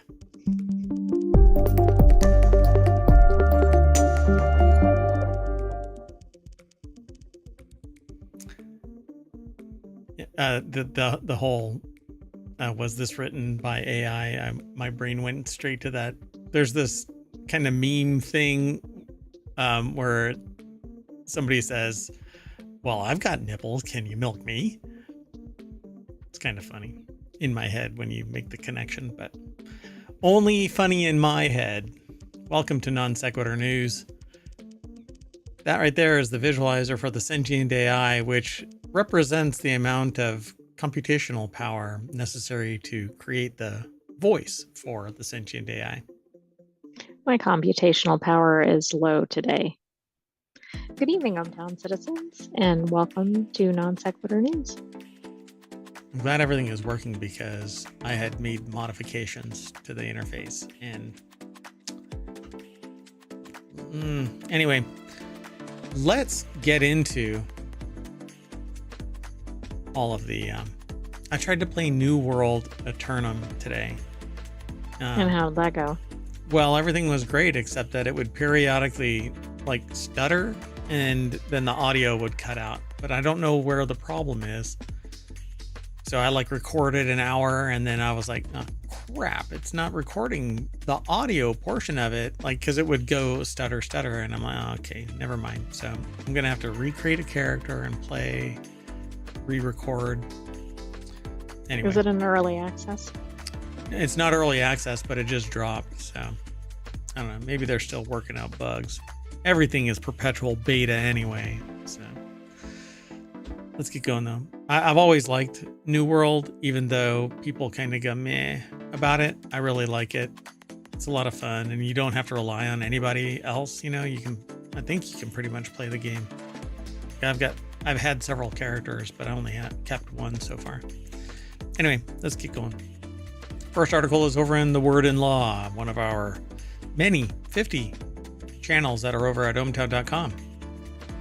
Only 7 of which do we do live, but there are 50 channels. See, you can see. Oh, you can't see them because I'm. Well, they really are there.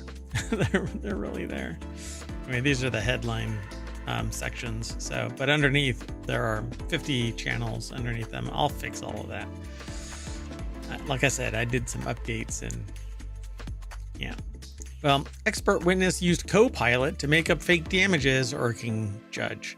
A New York judge recently called out an expert witness for using Microsoft's Copilot chatbot to inaccurately estimate damages in a real estate dispute that partly depended on an accurate assessment of damages to win. So stupid. You are the expert witness. You could have done anything, but you did nothing.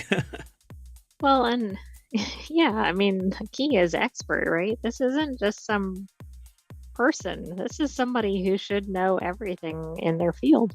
And you work really hard to be labeled, to be branded and market yourself as an expert witness where you can show up and make $10,000. Yes. Right? Like you don't just get to say you're one. You have to get there, but then they have to say, yeah, in fact you are. Yeah. And it's on both sides. Both sides have to agree that, yeah, you are a substantial expert witness in X given field, right? Anyway, judge calls for swift end to experts secretly using AI to sway cases. Ashley Bellinger over at arstechnica.com put the article together. In an order Thursday, Judge Jonathan Schopf warned that, quote, due to the nature of the rapid evolution of artificial intelligence and its inherent reliability issues, that any use of AI should be disclosed before testimony or evidence is admitted in court, admitting that the court, quote, has no objective understanding of or as to how Copilot works. Schopf suggested that the legal system could be disrupted if experts start overly relying on chatbots en masse. But that's exactly what's happening. Exactly. But how many of them are disclosing it? And did this one actually disclose it? I think it did. His warning came after an expert witness, Charles Ronson, dubiously used Copilot to cross-check calculations in a dispute over a $485,000 rental property in the Bahamas that had been included in a trust for a deceased man's son. The court was being asked to assess if the executrix and trustee, the deceased man's sister, breached her fiduciary duties by delaying the sale of the property while admittedly using it for personal vacations. I mean, it was in the Bahamas. To win, the surviving son had to prove that his aunt breached her duties by retaining the property, that her vacations there were a form of self-dealing, and that he suffered damages from her alleged misuse of the property. Well, if she was the only one that was allowed to actually utilize that property while it was unsold, then yes, that would be self-dealing. Yeah, I mean, I'm kind of thinking, oh, I need to sign a document. Wait, let me book a week here in the Bahamas each time. Yeah, so there's only 2 ways. You want me to sign 2? No. I'll come back for another trip. Yeah, exactly. Hold on to that one. I'm going to leave, and I'll be back in 6 months. We'll do this again. And by the way, there was an easy solution to this. Estimate what the value of the property was. Run the calculator instead of the AI? That would be easy. Have a realtor, or actually several real estate agents, evaluate the property and get a quote for it. And not even do that. You have the bank, have a bank representative go, okay, this is how much it's worth. And then bring it to brother, right? One is sister, one is brother. That's what I understand, right? The sister and the brother. Yeah. Right. Have the sister cut a check for $250,000 and be done with it. You could own that property outright because everything's supposed to be split 50-50 if that is the terms of the estate. Well, what doesn't make sense here is this person's an expert in trust and estate litigation, but has no real estate expertise. Yeah. And even if you don't, then you hire a real estate agent to go evaluate. Well, correct. But it seems like it's kind of fundamental in that area, since that's probably the most interesting things that would be in somebody's estate, right? Might be real property. Right, exactly. Yeah. That would probably be the most significant. You know, there's all of the stocks and whatever else, and then there's real estate.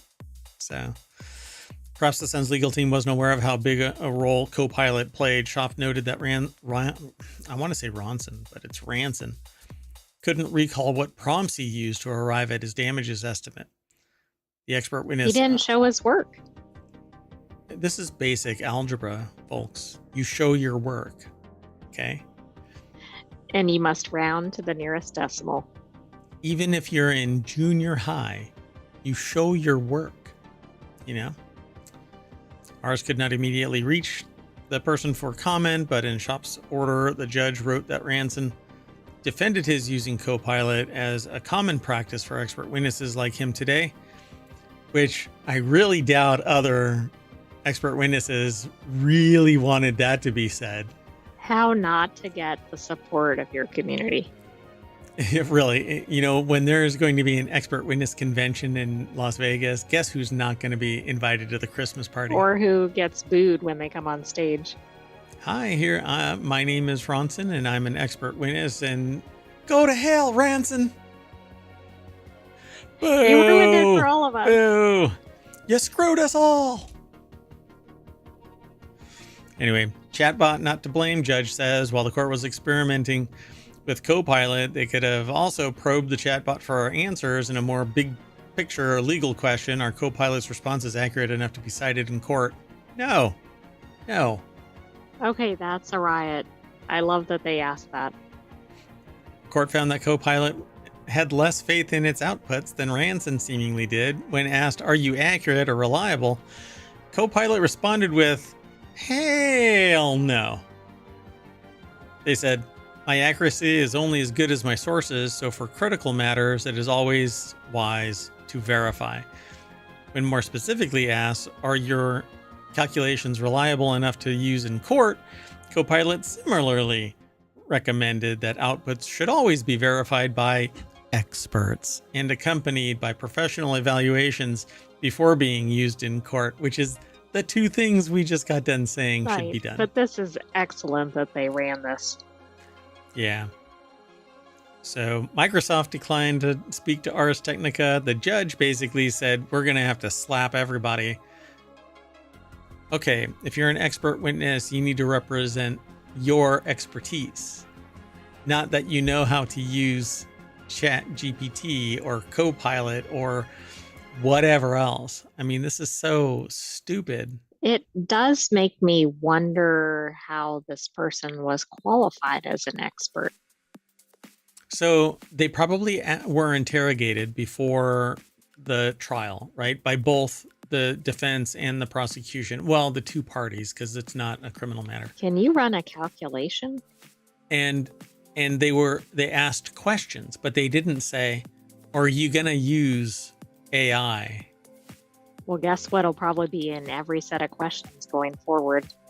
Well, the judge is going to sit there and say AI is not authorized. And if we find out, then it's an ethical concern and we're going to bring you before a board.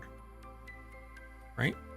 If an attorney brings in an expert witness and the attorney hasn't asked the expert witness, did you use AI? The attorney. Well, then the attorney's going to face some heat. Yeah, exactly. I think that's where it's going. Why, folks? Because AI is not the answer.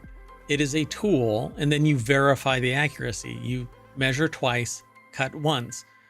One of those measurements is asking AI. The second measurement is verifying the freaking math. In all cases. Yes. And the same thing goes with the music generation, the writing, the artistry, all of that stuff. At some point, the person who is requesting the AI, the tool, to perform a particular function, when I hit a nail with a hammer, I do it until I confirm the nail is flush with or at the depth of my needs, not the hammer's needs. Plain and simple. And that's what they didn't do here. They didn't verify. They just took whatever was hallucinated and then thrown out before a judge. So another one bites the Well, it dust. looks like it went to the overall, whether it was a positive or a negative too. So it's not just that it was the wrong number. It seems like it completely misconstrued what happened. Yeah, because they probably got all caught up in the game and couldn't figure out how to answer it. I love you. I didn't ask you if you love me, co-pilot. I asked if you can land this plane. Need a better co-pilot. Tell me about it. It's an expert witness, though. Moving on. Next article is over on the Wanted channel.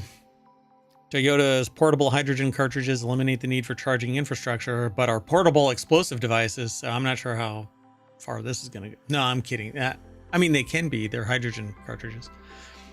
Toyota is set to introduce portable hydrogen cartridges at Japan Mobility Biz Week, which just rolls off the tongue. It's part of the Sony branding company, marking a significant step in hydrogen technology. These sleek cylindrical cartridges resemble oversized AA batteries and are designed for portability and ease of insertion. It says use, but everything about that sounded like you're supposed to be inserting it into your car. That's what you're supposed to do. You know what this reminds me of?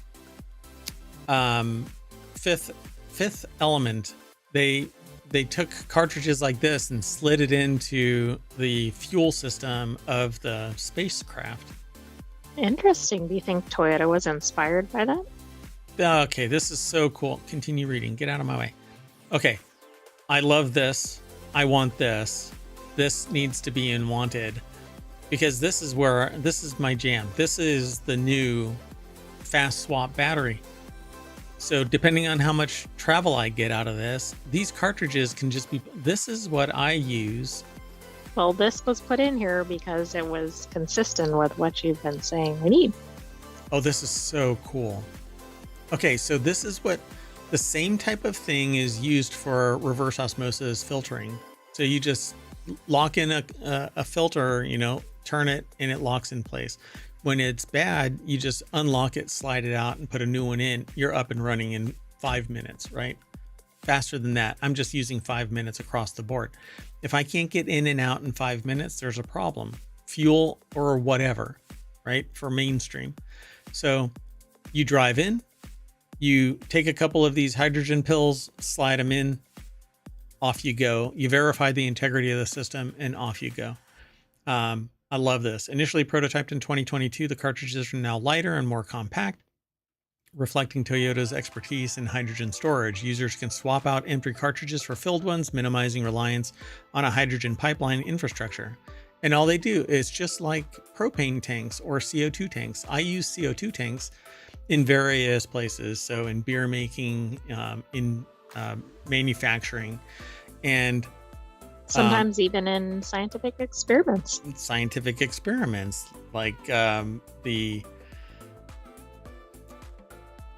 a real world example of a hurricane force wind striking a structure.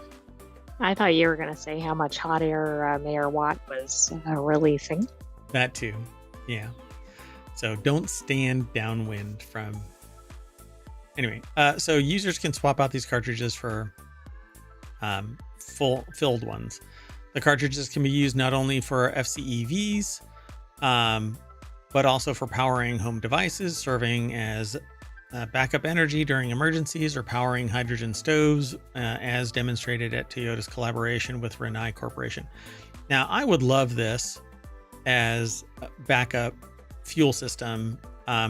So if power goes out, instead of having to rely on solar, which at night, obviously, it doesn't work. But you can use fuel cells like this, just slide them in place, and you're off grid. When the grid comes back, it automatically switches over and off you go. So I love everything about this. So beyond the cartridges, Toyota showcasing other sustainability initiatives in the at the event, including liquid hydrogen powered GR Corolla, used in motorsports, and the Sweep energy storage system, which repurposes old EV batteries to stabilize renewable energy systems or supplies. These projects reflect Toyota's broader vision of achieving net zero emissions and building a clean energy ecosystem. I'm all over this. I would love for this to be deployed. And if I could, I would convert everybody to this. You just slide these things in and off you go. The only problem is you have to make sure that, we can maintain having nice things, but there's going to be some goober out there that's going to sit there and steal my hydrogen cells while I'm at the gas and sip. Very frustrating. Anyway, I love this idea. And it looks like it's the size of, well, this bigger one here looks like it's the size of a 20-pound CO2 tank, but it's filled with hydrogen. So let's move on. Welcome back. So welcome back. So the Sentient AI didn't get a chance to talk about the hydrogen stuff, but what do you think? But I did this? submit those into Wanted. They might make an appearance on the weekly show. I think this is really cool, and this is the direction we need to go. Make it easy, make it portable. Avoid all this stuff we've been talking about with everything with EVs. This is a hydrogen powered. This is a sorry, I hear a ticking sound and it's the music in the background. But the fidelity was so real, I thought that it was around me, not me. Anyway, so this is a hydrogen powered oven. You just slide in the two cartridges. I didn't even know that existed. Grill. It doesn't. It's a prototype, a collaboration with Rinnai Corporation. I want this. I so want this. So I'm going to look into it to see if this is something that's already deployed and we're just hearing about this level, or if it's something that can be put, in the backyard kind of a thing, or on the side of the mayoral mansion, so that you can have power when the grid goes wonky, which happens with frequency. Right. Seems to be kind of a regular occurrence. Yeah. Okay, so let's make up some time here. This next article is over on the Mobile channel. FDA will reconsider decision barring copycat versions of the Lilly weight loss drug. And this all comes down to this concept of compounding. And if a company can reverse engineer, essentially, Eli Lilly's blockbuster weight loss and diabetes drug from its official shortage list. Basically just kind of rejigger the formula so that it can actually, did I say who the names were for this the one up here? Hold on. I don't think you did. Paulo Montenegro over at ubergizmo.com put the article together for the hydrogen fuel cell system. The Toyota's portable hydrogen cartridge eliminate the need for charging infrastructure. And I did say for the Ars Technica article, but yes, we're only did. 3 articles. Belanger, not Bellinger.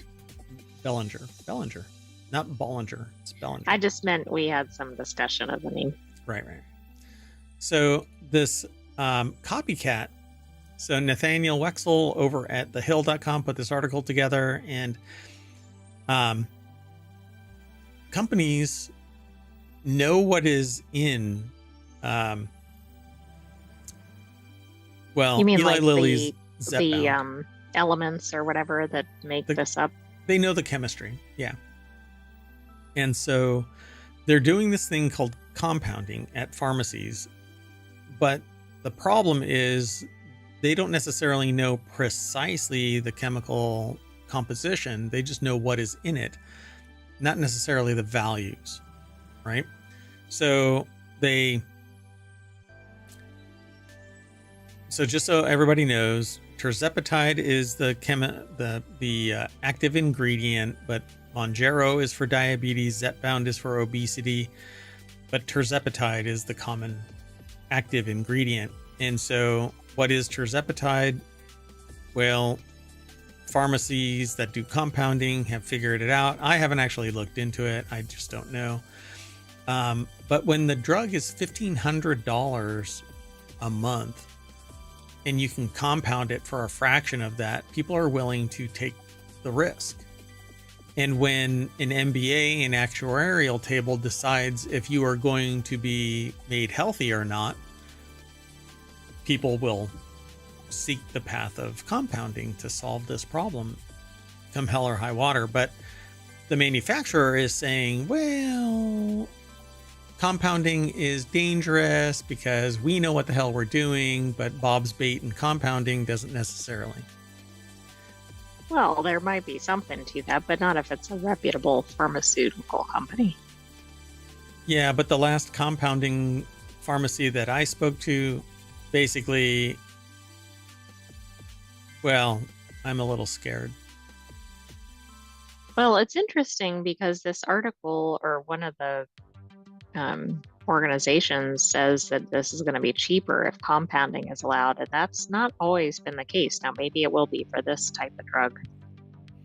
Well, I mean, it's going to be cheaper at the compounder than it is from the manufacturer, at least until competition kicks in, and then the people will pay a little bit more for the original, but they're not going to pay $1,500. The people who would have gone to the compounding pharmacy, they're not going to go to the compounding pharmacy if the price drops to a reasonable amount. They'll get the legit. Right. Yeah. Why would they bother with the other? Right. So if you want to put the compounders out of business, Lily, lower your price. But they're trying to recoup as much money while the iron is hot. From the research and development, probably. Right. And you can't really fault them. I mean, it's changing the dynamic of, healthcare for diabetes and obesity. There's something. Anyway, let's keep going. So somebody is taking, or something is taking, Redbox rental kiosks, I guess. I don't know. It says retailers are starting to remove them from outside their stores. So where are they ending up? Is there a big auction for a bunch of red boxes? I have no idea what's going on. Trevor Mogg over at digitaltrends.com put the article together, and these are Redbox. But I suppose if you can put anything inside and it spits out something. That's true. Isn't that basically just a vending machine? Like they might want to use them for sodas or snacks or... Yeah, it's a huge vending machine too. Changing technology and expansion of streaming services like Netflix and Disney Plus have made DVD vending machines fall out of favor, and earlier this year, Redbox parent company filed for Chapter 11 bankruptcy. While some of Redbox's 34,000 or so kiosks are still operational in places like CVS, Walmart, Walgreens, Kroger, those businesses are now making plans to switch them off for good and get rid of them. So still, that didn't stop North Carolina resident Jacob Helton from acquiring his very own Redbox machine after he struck a deal with a contractor that had come to clear it from outside his local drugstore. Redbox is important in the history of American media. Its collapse marks the end of the video rental era, says So Helton. does Netflix not mailing out DVDs, right? Yeah. That really was the signal.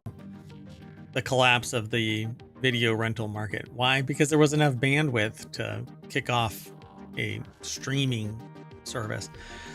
And then comes net neutrality, which is something that I gave a talk about today. The idea of unadulterated data transferring across the internet used to be part and parcel to internet existence, but with the demise of net neutrality and its subsequent resurrection only to be pushed back down under the ground, kind of was an interesting turn of events, because just the week before I had given a talk about net neutrality being gone forever. You're never going to claw it back. But net neutrality really drove home the point that internet access is so capable that you could manipulate data and still get a respectable service, because one provider of there's Netflix, which was the well-known brand. But if you had a competing service, and I'm not going to say the name of the competing service ISP, said, hey, all of this information is transiting our network from Netflix. Let's hobble it so that they get a piss poor experience, and maybe they'll come to our service. Net neutrality would have invalidated that, and they would have been able to sue for damage. But that's not what happens. Now companies can arbitrarily decide what is in their best interests. So, and then there's peering and stuff like that, where people, if you want to send data across somebody's network, then you have to pay. Yeah. So whether kiosks are sent to the scrapyard or snapped up by enthusiasts like Helton, retailers will be keen to offload them in the earliest opportunities. Walgreens, for example, spends around $184,000 a month to power nearly 5,400 of the machines, and they're taking up space that can be used for other facilities. Wow. That's interesting. So $200 per removal and $70 up to $70 for the scrap metal. So they're being junked. But I wonder if there's something else that you can put in them. You know? Yeah, I would think so. I don't know. Although maybe they're set up with different dividers than you might use for other vending. But maybe that's easily addressed. I don't know. Yeah, as long as I guess it fits, because it has to fit inside the thing and then get processed. Oh, and that's put back right. into Yeah, the you can't have a soda can come through the DVD slot, I guess. Yeah. Believe me, I've or tried. Be really flat and it might explode if you compressed it that much. Yeah. Flat pack drinks, just add water. Moving on. Let me close some of these. So this next article is over in the Hatch Ideas channel, which is all about business transformation, over-tourism. It's not the tourists, it's local lack of management, says sustainability expert. They say that over-tourism can be alleviated by better awareness and management at the local level, said Randy Durband, who made no friends in all of these over-touristy parts of the world. See, that's a technical term, over-touristy.